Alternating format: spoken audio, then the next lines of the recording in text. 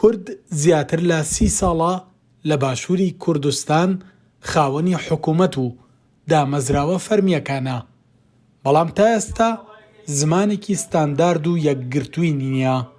ئێمە زمانی ستانداردمان نییە و تا ئێستاش دروست نەبووە. ئەگەرچی زمانێکی ئەدەبی یەکگرتوومان لە زۆربەی کوردستانە، لە زۆربەی جوگرافی کوردستانە بۆ زیاتر لە 1000 ساڵ هەبووە، بەڵام بەداخەکەم ئەو زمانەش هەر بۆ خۆی ئەو زمانە ئەدەبیەش کەوتە پاشەکشە یا خرایە پاشەکشە و بە جۆرە لە جۆرەکان ئەوەشمان لە کیس چوو کە ئەوەش زمانی ئەدەبی گۆرانە. ئێمە وەکو کورد ئەبێ هەمومان زمانی ستاندارد بەرز ڕاگرین، یعنی ساباتەکە ئەوانی تر لە ژێریا بن، لە ژێریازیان دیالێکت و زاراوە و شێوەزار و شێوە زمانەکان هەمویان لە سایە بەحەسێنەوە. ڕێکخراوی یونسکۆ ئاشکرای کردووە لە جیهاندا 30,000 زمان لە مەترسی فەوتاندان.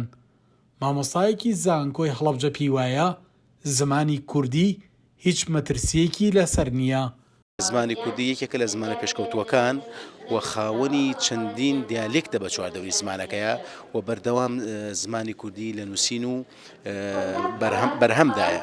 بەڵام ئەوەی کە ئەیبینین هەندێک جار تووشی نیگەرانیمانەکە کە بەڕاستی من لێرە و ڕوویدەم مەکەمە وەزارەتی شارەوانی هەندێک شار دەچیت ئەو تابلوانەی کە هەڵواسراوە ئانی هەز ناکەی شارێکی کوردیە و وەکو میلەتیش وەکو میلەتی کوردیش کە ئینسان مافی ئازادەکە چی ئەپۆشێ، بەڵام دەڕاستیدا نابێت کللتوری نەتەوەی فرامۆش بکرێت. هەندێک شاری کوردی هەیە کە دەڕۆی هەستەکەی ئەمە شارێکی کوردی نییە، کاریگەری زۆر گەلانی جیهانمان لەسرە، بەڵام وەکو لە ناوچوون من لەو باوەڕێدانیم کە زمانی کوردی لەو زمانانە بێ کە لە بووکانەوە لە ناوچووندارێت.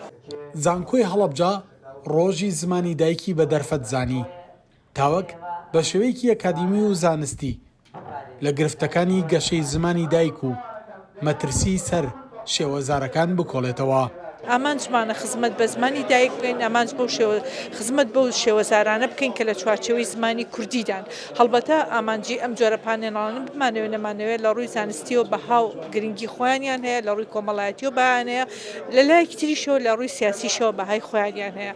بە بۆنەی ڕۆژی زمانی دایک لە ژێر دروشمی زمانی دایک شوناسی نەتەوەیمانە، هەر یەک لە یانەی سیا و چەمانە بەشی چالاکیەکانی زانکۆی هەڵەبجە بە سپۆنسەری ڕێباز فاوندیشن دیبەیتێکی تایبەتیان بە زمانی دایک ئەنجامدا.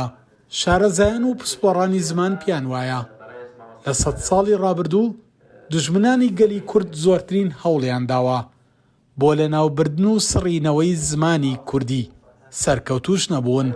بە پێویستی دەزانن دەسەڵاتی سیاسی لە هەرێمی کوردستاندا خەونی لە مێژینەی گەلی کورد کە بوونی زمانێکی ستانداردە بەدیبهێنێت. سەلاح جەمیل، کورسات نیوز، هەڵەبجە.